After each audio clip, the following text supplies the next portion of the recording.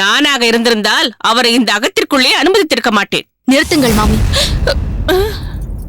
வாய்க்கு வந்தபடியெல்லாம் பேசாதீர்கள். அவர் மிகவும் உன்னதமானவர், சிரேஷ்டமானவர். இந்த குடும்பத்திலும் முக்கியமாக அவர் மீதும், அதாவது என் கணவர் மீதும் அபரிதமான அக்கறை கொண்டவர். அதுதான் அவர்கள் பேசும்பொழுதே தெரிந்ததே. என்ன அபரிமிதமான அக்கறை என்று. பொல்லாத அக்கறை. புதிதாக திருமணமான கணவன் மனைவியை பிரித்து வைப்பதுதான் அக்கறையா? அதற்கான காரணத்தையும் தான் அவர் விளக்கி விட்டாரே. ஆமாம், விளக்கு அகல் என்று பேசிக் கொண்டிரு. அதற்குள் உன் காலமே முடிந்துவிடும். அந்த திருக்கட்சி சுவாமிகள் எல்லாவற்றையும் துறந்தவர். பந்த பாசம் ஒட்டுறவை பற்றி அறியாதவர். பிரிந்திருப்பவரின் மனநிலைமையை பற்றி அவருக்கு என்ன தெரியும்?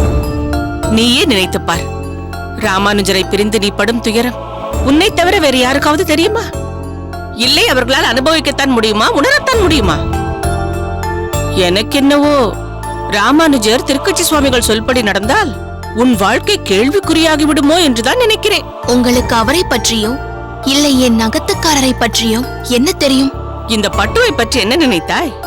ஒருவரை பார்த்த மாத்திரத்தில் அவரின் தராதரத்தை, அவரின் நிறைகுறைகளை துல்லியமாக கணித்து சொல்லக்கூடிய திறமை படைத்தவள் நான். திருக்கட்சி சுவாமிகளை பார்த்து விட்டேன். ராமானுஜரை பற்றி கேள்விப்பட்டு விட்டேன். அவர்கள் இருவரையும் பற்றி கணித்தும் விட்டேன். இந்த பட்டுவின் மனதில் ஒரு விஷயம் பட்டுவிட்டால் அதை பட்டவர்த்தனமாக சொல்ல தயங்கவே மாட்டாள். எப்படி ராமானுஜர் மீது திருக்கட்சி சுவாமிகள் அக்கறை கொண்டுள்ளாரோ அதே போன்று நானும் உன் மீது அக்கறை கொண்டுள்ளேன். இந்த சீதன விளையாட்டு என்பவள் எடுபடி வேலைகள் செய்வதற்கு மட்டும் வந்தவள் அல்ல. உன்னை சந்தோஷமாக வைத்துக் கொள்வதும் என் கடமை. உங்கள் அக்கறை எனக்கு புரிகிறது மாமி. அதற்காக அடுத்தவர்களை துச்சமாக பேசுவது சரியல்ல. துச்சமாகவும் பேசவில்லை, துச்சாதனன் போலவும் நடக்கவில்லை. சிரிக்க சிரிக்க சொல்வார்கள் உறவினர்கள், அழ அழ சொல்வார்கள் அகத்துக்காரர்கள். இது பழமொழி. உண்மை எப்பொழுதும் கசக்கும். நான் உனக்கு மேலும் சொல்கிறேன். பிடித்தவர்களை பற்றி நான் குறை சொல்வது உனக்கு பிடிக்கவில்லை. அதுதான் என்னை குறை சொல்கிறாய், ஏற்க மறுக்கிறாய். சிலர் பார்த்தாலே புரிந்து கொள்வார்கள், சிலர் சொன்னால் புரிந்து கொள்வார்கள், வேறு சிலரோ அடிபட்டால் தான் புரிந்து கொள்வார்கள். இதை நீ போக போக புரிந்து கொள்வாய். அது சரி, யார் யாருக்கு எப்படி எப்படி என்று எழுதப்பட்டிருக்கிறதோ அப்படித்தானே விடியும். ஊமை பிரசங்கம் பண்ண செவிடன் கேட்டானாம். அது போல இப்பொழுது நான் என்ன சொன்னாலும் நீ அதை காதில் வாங்கிக் கொள்ளவே போவதில்லை. நீயும் இங்குதான் இருக்கப் போகிறாய், நானும் இங்குதான் இருக்கப் போகிறேன். போக போக பார்க்கலாம் என்ன நடக்கிறதென்று.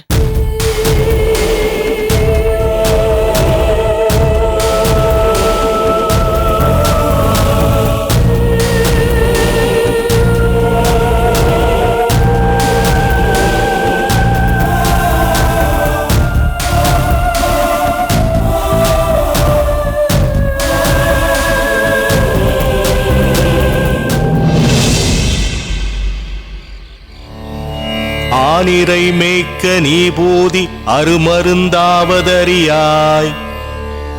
கானகமெல்லாம் திரிந்து உன் கரிய திருமேனி வாட. பானையில் பாலை பருகி பற்றாதாரெல்லாம் சிரிப்ப. தேனிலிய பிராணே செண்பகப் பூச்சூட்டவாராய்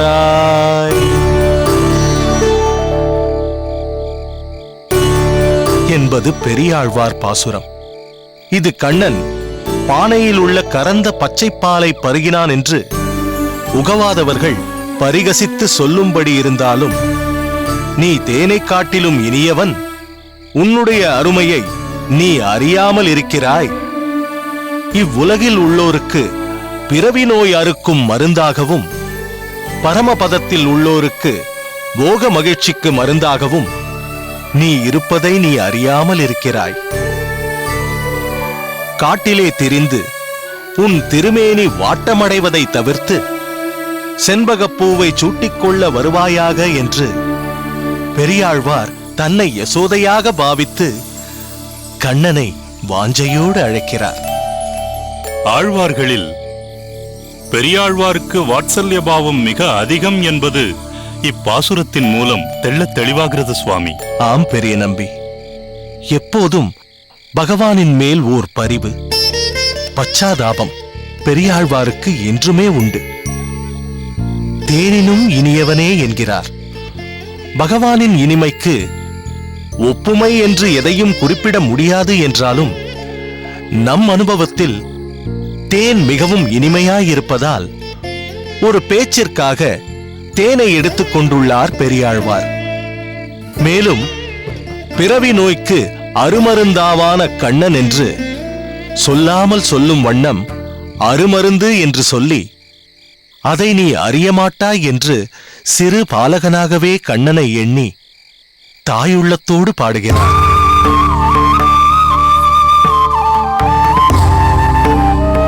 பிறவி நோய்க்கு கண்ணன் மருந்தென்று புலனாகிறது.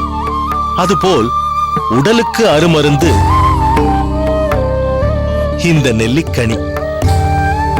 கண்ணன்தான் நமக்கு எல்லாம் என்று உள்ளங்கை நெல்லிக்கனி போல நமக்கு அடையாளம் காட்டுகிறார் பெரியாழ்வார். கண்ணனைப் போலவே அதி அற்புதமான இந்த நெல்லிக்கனியும் சிறந்த மருத்துவ குணமுடையது.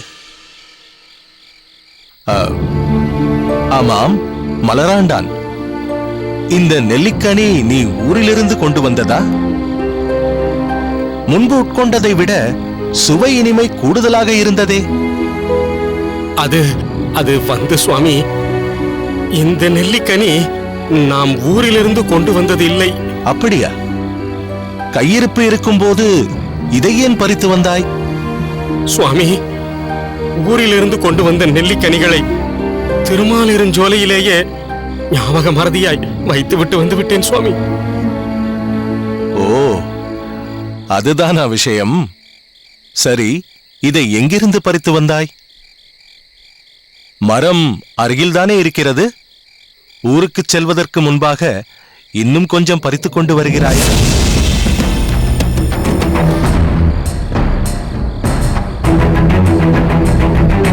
பொறுத்தருள வேண்டும் சுவாமி, இந்த நெல்லிக்கனிகளை அடியேன் பறித்து வரவில்லை. பிறகு அடியேன் நெல்லிக்கனிகளை தேடி அலைந்த போது ஓரிடத்தில் இலையின் மீது இந்த நெல்லிக்கனிகள் வைக்கப்பட்டிருந்தது. ஆபத்திற்கு பாவமில்லையே என்று அடியேன் எடுத்து வந்து விட்டேன் சுவாமி. மலராண்டான், இதை அடியேனிடம் நீ ஏன் தெரிவிக்கவில்லை? தாங்களும் அடியேனை பொறுத்தருள வேண்டும் சுவாமி. நம் ஆச்சாரியருக்கு மருந்தாக நெல்லிக்கனிகளை அவசியம் கொடுத்தாக வேண்டும் என்று வலியுறுத்தி கூறினீர்கள். அடியேனும் பல இடங்களில் தேடியும் நெல்லிக்கனி கிடைக்கவில்லை சுவாமி. வேண்டுமானால் மாறநேர் நம்பியையும் கேட்டு பாருங்கள். வெகு நேரமாக கிடைக்காத போதுதான் இந்த நெல்லிக்கனிகளை அடியேன் கண்டேன். யாரோ பறித்து வைத்திருந்தார்கள். அருகிலோ யாரையுமே காணோம். விரைந்து திரும்பி வந்து அடியேன் பொங்கல் வேறு தணிக்கை செய்ய வேண்டும் என்பதால் இவற்றை எடுத்து வந்து விட்டேன். மன்னிக்க வேண்டும் சுவாமி. அடியேனின் பொருட்டு யாரோ எதற்காகவோ வைத்திருந்ததை எடுத்து வந்திருக்கிறார். அதாவது பறித்தவரின் அனுமதி இல்லாமல் இதை இங்கு கொண்டு வந்திருக்கிறாய். அதுவும் குற்றச் செயலே. இனிமையாக இந்நெல்லிக்கனி இருந்தாலும் பறித்தவர் அனுமதியின்றி கொண்டு வந்ததால் இது களங்கமுடையதாய் ஆயிற்று. ஆகவே இந்நெல்லிக்கனியை அடியேன் ஏற்க முடியாது.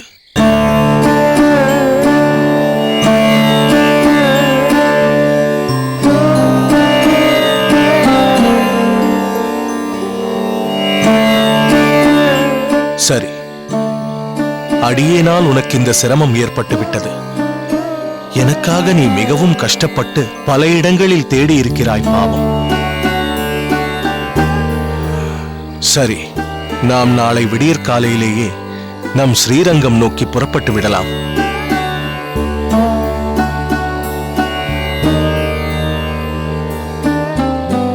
பெரிய நம்பி, சுவாமி, நீ அதற்குண்டான ஏற்பாடுகளை செய். உத்தரவு சுவாமி.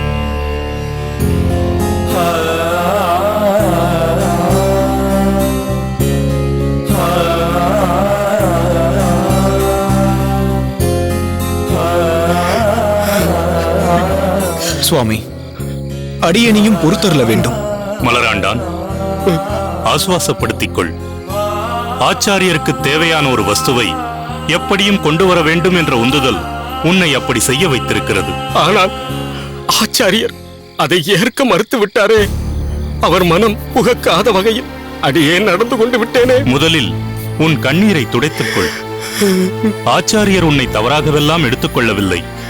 தன் பொருட்டு யாரும் சிரமப்பட வேண்டாம் என்ற ஆதங்கம்தான் அவர் குரலில் தொனித்தது.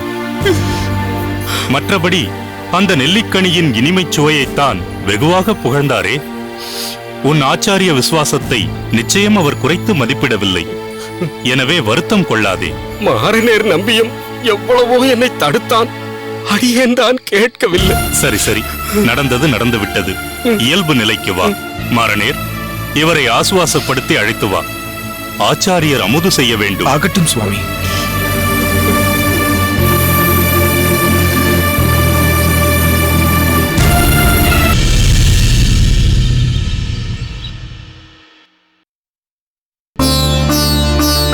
மாணவர்களே, இதுவரை சில சூத்திரங்களின் விளக்கங்களை பார்த்தோம் அல்லவா? இனி பகவத்கீதை ஸ்லோகங்களை பார்க்கலாம்.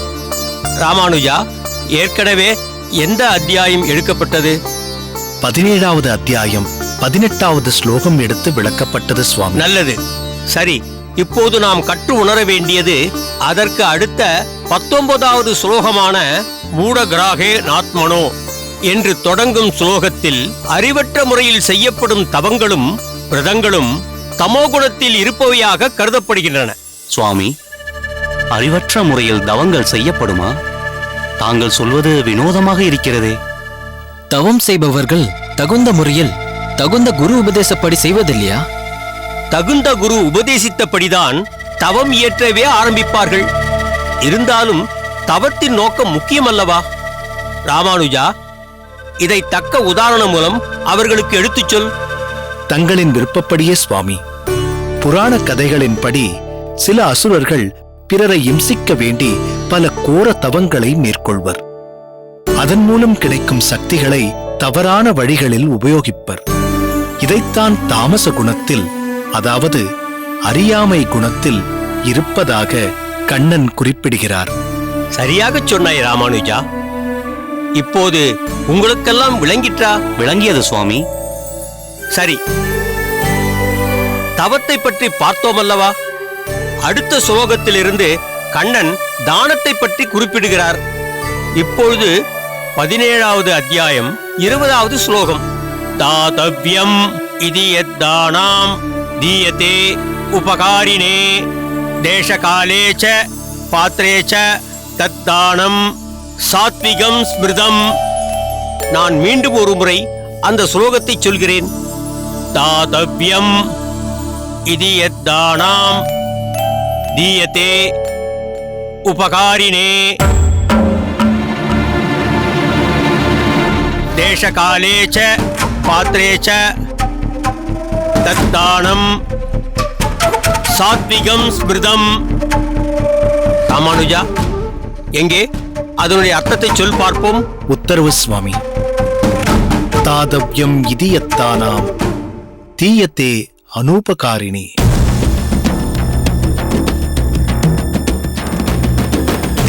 நிறுத்து.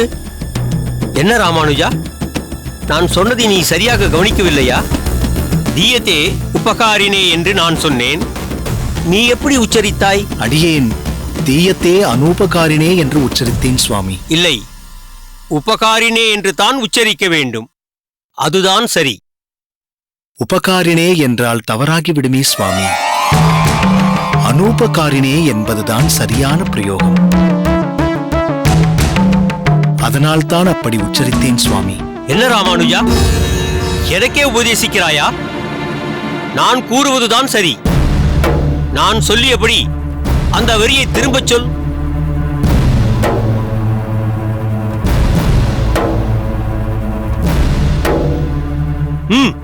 ஏன் மௌனம்? நான் சொல்லிய அந்த வரிகளை திரும்ப உச்சாரணம் செய். சுவாமி, அடியேனை பொறுத்தருள வேண்டும்.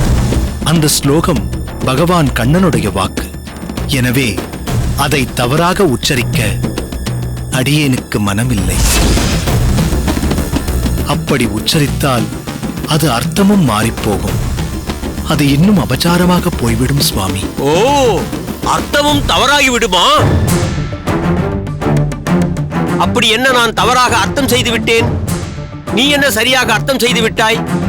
தானம் செய்வதை கடமையாக கருதி பிரதியுபகாரம் எதிர்பார்க்காமல் இடம், காலம் இவற்றை கருத்தில் கொண்டு தகுதியான ஒருவருக்கு தானம் செய்தால் அதுவே சாத்விக தானம் என்று சொல்லப்படும். அதைத்தான் அனுபகாரிணே என்று உச்சரித்தேன். தாங்கள் உச்சரித்தபடி உபகாரிணே என்று சொன்னால் ஒருவர் தானம் செய்யும் போது பிரதி உபகாரம் எதிர்பார்த்து செய்யும் தானம் என்று பொருளாகிவிடும் சுவாமி.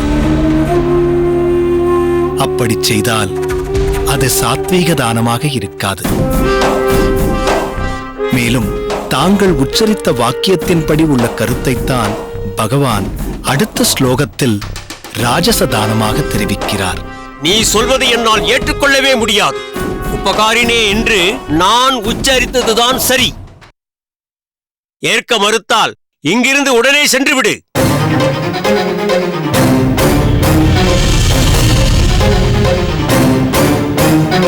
நம்மவரா? ஓ, அந்த நம்மவரா என்று கேட்டீர்களா? இல்லை, அவர் வைசிய குலத்தை சேர்ந்தவர். சரியான அளவோடு உதயநிதி ஸ்டாலின் உட்பட எல்லோரையும் நடிக்க வைத்து சிறப்பு சேர்த்திருக்காரு. மொத்தத்தில் மனிதன் மாமனிதன்.